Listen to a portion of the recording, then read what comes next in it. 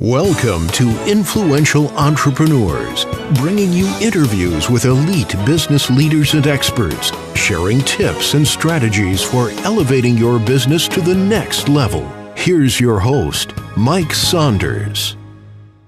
Hello and welcome to this episode of Influential Entrepreneurs. This is Mike Saunders with Marketing Huddle, and today we're privileged to have with us Marcus Sheridan, who is the sales lion. Welcome to the program, Marcus. Mike, it's a pleasure being here, buddy. We're going to have a good chat, I'm sure. Yeah, I think so. And, I really appreciate following you over the years and your story and from the pool and, all of the things you do and really being that front runner for content marketing. And so one of the first questions that I've got for you, because I think that most people that would listen to our episode today, they either know of you, or they can do one quick Google search and see your Google resume, right? But what are your thoughts around content marketing not even being a thing anymore? Because it's almost like, why talk about the phrase content marketing? It's just good marketing strategy, and you got to do it. So where it started off being a thing and we need to do it, I've heard that it's like, sure, we can put a little name tag on it, but it's no longer a thing. It's just a required element. Yeah, I think lots of times whenever we make something about marketing, we naturally screw it up. And the reason for that is because when, I learned about, I guess it was about 7, 8, 9 years ago, Mike, that if you want to get something improved in business, you call it sales. If you want to get it rejected or tabled for later, you call it marketing. And content marketing it's much like that. And so what's funny is, I'll go into different companies and I'll ask the marketing department, how would you define content marketing? And then I'll ask the sales department, how do you define content marketing? Oftentimes, the marketing department doesn't have a uniform answer whatsoever, and the sales department can't give you really anything at all that is coherent. And that's because the way that we describe this when we unroll, when we roll it out to our organizations, it's pretty messed up. So let me give you an example of what I'm talking about.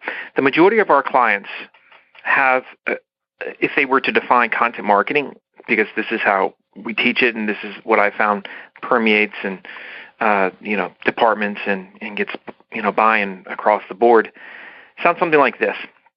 Content marketing is our company's ability to be the best and most helpful teachers in the world at what we do, right? So why is that valuable? Because a CEO is never going to wake up and say, I'm going to be the best content marketer in the world. Mm-hmm. But a CEO absolutely could wake up one morning and say, you know what? I want to be the best teachers in our space. I want to be the best problem solvers in our space, that when anybody has a question, a need, a worry, a concern, an issue, they think of us, they say, I bet you those guys have the answer. And to me, that's really where we need to go with this whole content marketing conversation. Yeah, I agree 1,000%. And I think depending on the audience that you're talking to, a lot of people would resonate with the phrase thought leadership.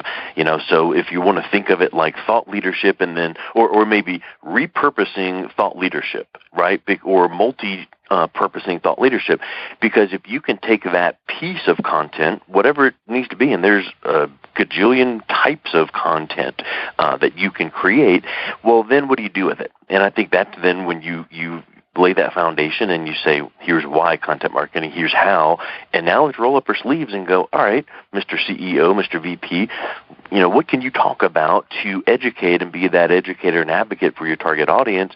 And, are you good at interviews? Are you good at whatever that might be? And then now let's get that piece to your team and amplify it.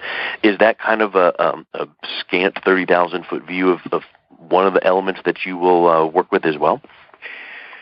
Oh, yeah, there's no question. I mean, specific to what you just said, I think it's really at this point, it's the job of the marketing department to make everyone else on the team, especially the sales and leadership team, look like geniuses. Yep. And if you approach your job in that light, it's very different. It'll impact the content you produce. If you are saying, I need to make my sales team look like geniuses, you're going to do things like this. Okay, well, first of all, we're going to make sure they're participating in the editorial process, right? The editorial calendar. We're going to make sure that they are the core subject matter experts when we produce a video or when we produce an article. Is the byline from somebody on the marketing team or is the byline from somebody in the sales team? Big difference, right? And, we're just going to make sure that we are doing this together the whole way. That's the idea. The marketing department needs to figure out the best styles of communication for those subject matter experts. Mm-hmm. In other words, we can't force people to be writers. We can't force people necessarily to communicate in the style that they don't. But you know what? It's something powerful when you take a subject matter expert that's on your team, and they've got something to share with the world. They've got a lot in their brain, a lot of IP, if you will, and then you help facilitate that process of getting them to the point where they're very comfortable on camera and they become one of your premier thought leaders for your brand. That's cool. And not enough marketers are doing that. We're not training our subject matter experts how to have this type of success as thought leaders, and we're not seeing it as our responsibility to turn them into these thought leaders. And sometimes people say, well, this whole phrase, like you said, the phrase thought leader, and I actually believe in that phrase very much because it's real. I mean, it's real. And some people are annoyed by it. It doesn't matter. It doesn't matter if somebody's annoyed by it or not.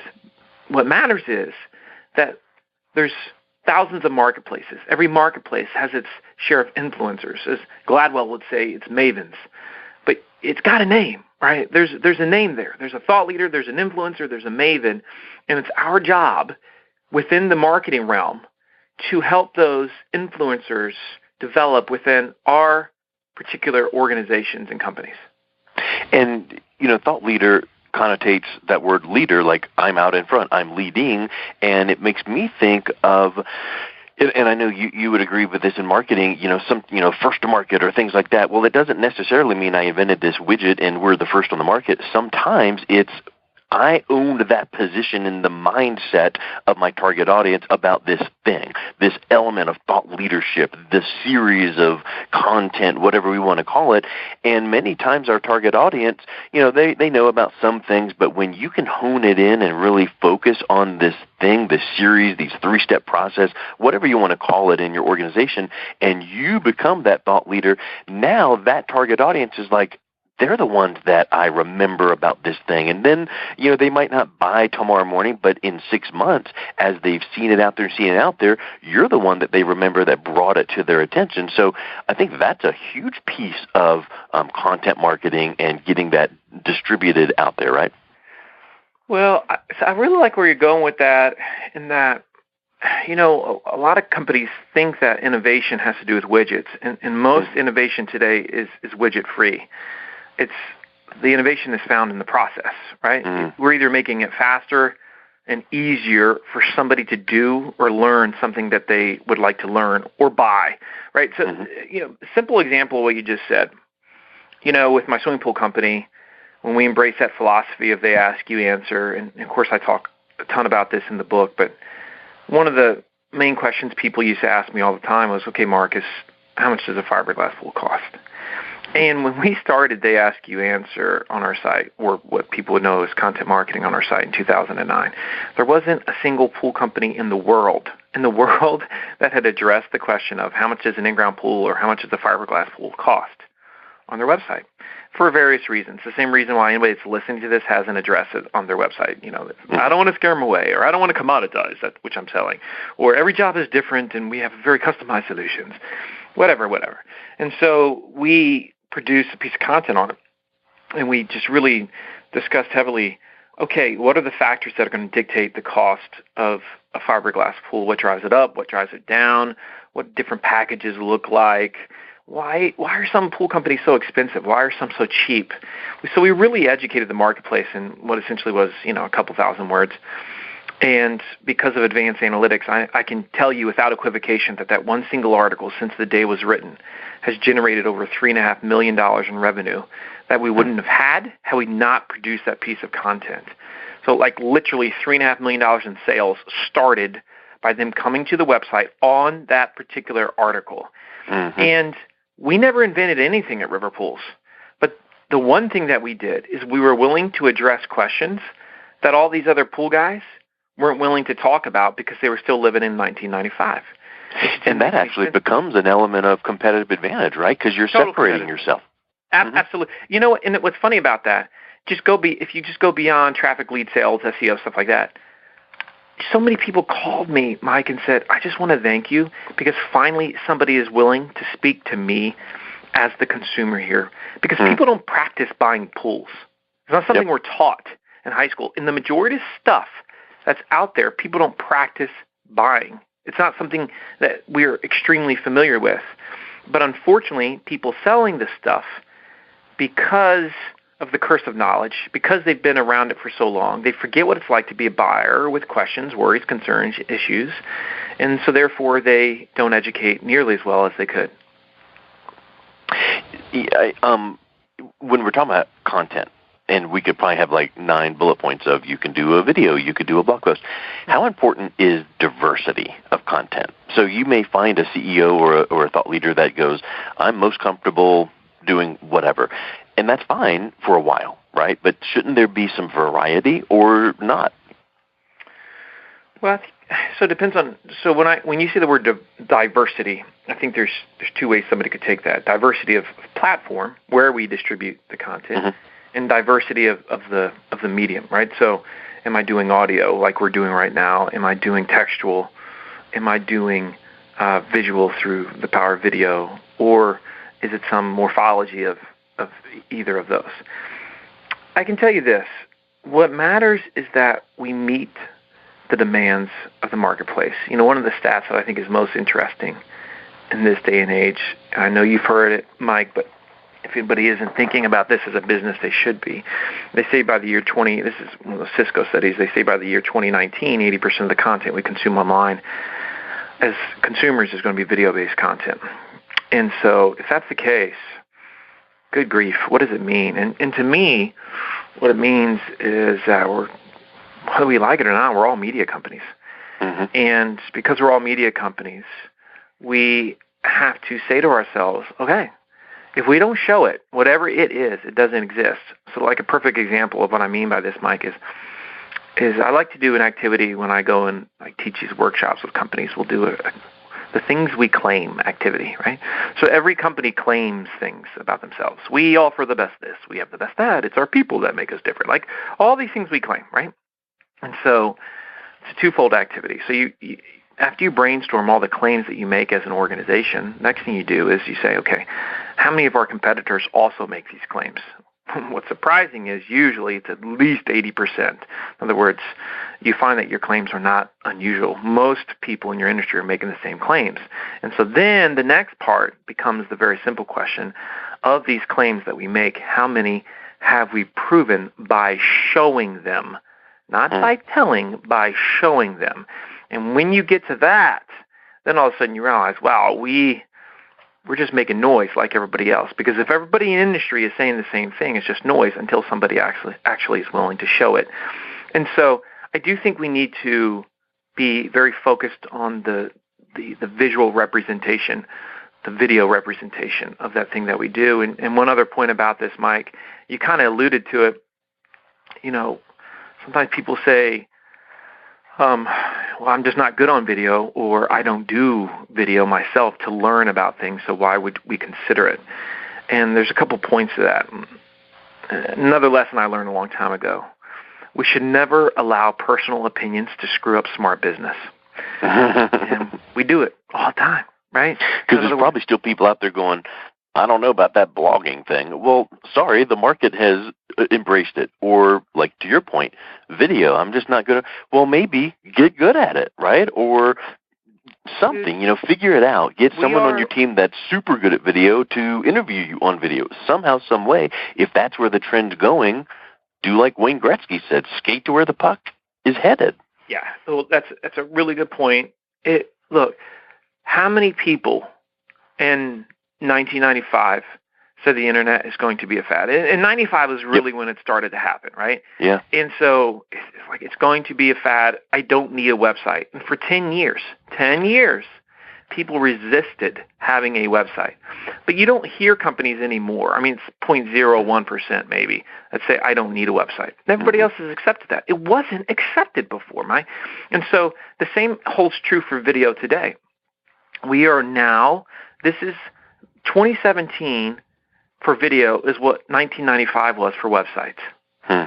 And we have a choice to make. We can either start to get on the wave as it's coming up, which is so much better, gosh, so much better. Or we can wait till it starts to come down, at which point the momentum isn't nearly as great, right? And so we don't want to be late to the party on this. This is a really, really big deal. And unfortunately, not enough companies are giving it its due because they're making excuses as to why they can't do it. And one last point about this is no buyer has ever looked at a video and said, gee, I really hope they were comfortable as they were making this video. Yeah. Nobody's ever thought about that. We just don't care. We just don't care. The only thing we care about is, that's right, do I trust this company enough to give them my money? That's all we care about as buyers. And so as companies, we've got to make sure that we address that. So, Marcus, on video, let's address the fact that people learn differently, consume content differently. Some people prefer to read or listen or view. Video provides two of those mediums. I'm hearing someone and I'm seeing them. Great, check. Do you think it's helpful or essential or just a good idea to take that video that you really put out some good, meaty content and transcribe it so that it can go in the description on YouTube, or if it becomes a video blog post, it's the video embed plus the description to cater to the people that, they're going to listen a little bit and watch a little bit, but they're going to scan as well. And then now you're going to hit all the people, or is that overkill? No, I mean, so like, let's say when we work with a client, and over the last, this sounds crazy we work with SMB, small to medium-sized businesses, and a lot of them have heard me speak. They buy into the philosophies of they ask, you answer, we're all media companies, all that jazz. And so most of the companies we work with, when we start with them, they hire a full-time videographer because they realize where they're headed. And so we're constantly teaching companies how to develop a culture of media and of video within the organization. So this is something that's heavy on my mind. I'm constantly working with videographers. And to your point, we teach there's at least 5 things we want to do with every video once we produce it, generally speaking, most of the time. First one, of course, is we want to upload it to YouTube, follow all the best practices. This is great from a search standpoint because it's the number 2 most used search engine in the world, and it's just smart to do that. So that's number 1. Second thing we do with the video, assuming it's a teach-oriented video, is we put it up on the blog and we transcribe it, right? So now we've got the textual and the visual together that's put on the site within the learning center, the blog center, whatever you want to call it. Third place where we want to put the videos is, are there any other pages of the site that don't have the ideal video on them where that video would be a good fit to explain better that product or service for that particular page? That's number 3. Number 4, we share the video on the different social media platforms. And number 5, and this is the most overlooked and oftentimes it's actually the most important, is we immediately notify the sales team that the video has been produced, and we teach them how to integrate that into the sales process, the problem that it solves, how to use it, and what type of impact it can have on prospects. And by doing that, you usually have a big win. And what you just said there is, and we could spend about 3.5 hours on this next point alone, which we won't, but you'll probably just go, yes, I agree, right? Because I learned this phrase from you listening to your podcast, assignment selling, right? Because you noticed that when people would buy the pool, they typically were people that had consumed 18, 20, whatever number of articles on the website. So if that's the case, let's get that on the front end and say, hey, before I come out, here's a list of really good articles to review. So like you just said about the video, if the sales team realizes that here's some of the frequently asked and should ask questions, make sure you take video number 4, 9, and 17 here and send these links out before you connect or after you connect, because that becomes something that will strategically educate them, right? Yeah, so this is the part of content that I would say the majority, a huge majority of companies are completely missing out on, and that is integrating the best share marketing tool for content is your sales team, is your customer-facing team for most organizations. And so if that's the case, you can't just say, hey, go share it, guys and gals. You got to teach them how to do it. You got to teach them the why behind it. There's like study after study that we have done shows there's a direct correlation between total content consumed and closing rates. It's no-brainer stuff here, right? And so we can allow the content to move them down or out of the funnel, or we can just be passive about it, slap it up on the site, and hope that it sticks. So you've got to be proactive, intentional with your content strategy when it comes to your sales team. They should be integrating it into that process. And, besides, if you talk to any salesperson and you say, what percentage of the questions you get on a first sales call for a sales appointment are pretty much the same every time? Again, assuming that it's the same product or service, what they're going to tell you is probably about 80% of the questions I get are about the same every single time. Well, why do we continue to answer the same 80% over and over again? And it's because we haven't taken the time to integrate content, our teachings, into the sales process sooner so as to eliminate those 80%. Yeah. And the customer feels like they are part of the process if they watched that, listened to that, and understood elements of that rather than they ask and then get the answer, because then they feel like that's just a quick response. But if you sent that out ahead of time, during, or whatever the case is, now they feel like, oh, yeah, I understand the reasoning behind that. I think that's a huge element, and I think that you should replace one word that you just said, which is should. The sales team should do that, to must. They have to do it. They must integrate it in with the sales process, because it's just going to make their job that much easier. Yeah, no doubt. Hey, so give us a 30,000-foot view of the book. They ask you answer. What's someone going to get from reading that? And then let's wrap up with where can they get it? I think the biggest thing you're going to get if you read They Ask You Answer is twofold. A phenomenal sales and marketing content strategy, one that actually gets results, that's not focused on fluff, but the stuff that moves the needle. And the other thing is, this is the book that I found, and I'm saying it because it's mine, but this is my wheelhouse, my specialty.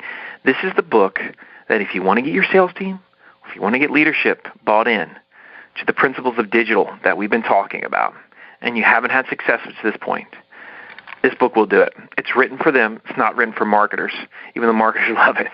It is written for sales teams, managers, leadership teams.